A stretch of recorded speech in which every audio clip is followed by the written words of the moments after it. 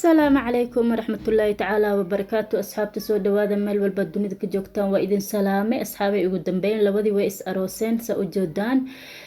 waxa is guursatay labada qof oo Soomaali aad iyo aad u neceb yihiin ayaa maanta arooskooda dhacay goolay ay ka farxad inaba caadi ahayn ayaa meesha ugu socoto yacni wixii dadkii qof soo xumeeyay ba ayaga ma aha dadka la hadal hayaba ayaga ma aha yacni maxaa moodaa waxay iska dhigayaan dad aan xantooda ka warqabin kollayto waa u jeedaan farxadda ka muuqato tan kaloo la sii yaabay waxa waaye arooskan waa la soo buux dhaafiyay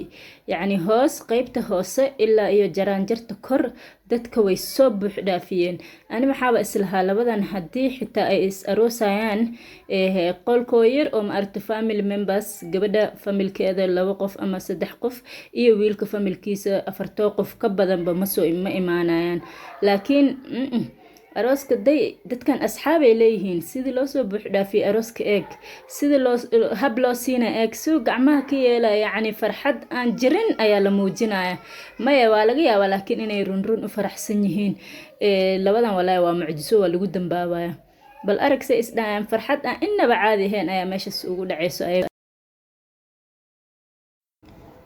kollayto kuma hawaaray waxuna niima dhahay aniga laakiin wixii la sheegay haday run yihiin adigina tookadaada iska sugaysaa baayo because what goes around comes around sida ku heshay ninkaas umbad ku waayaysa xabad aad malayso in cirka laga soo hindhiso ayaa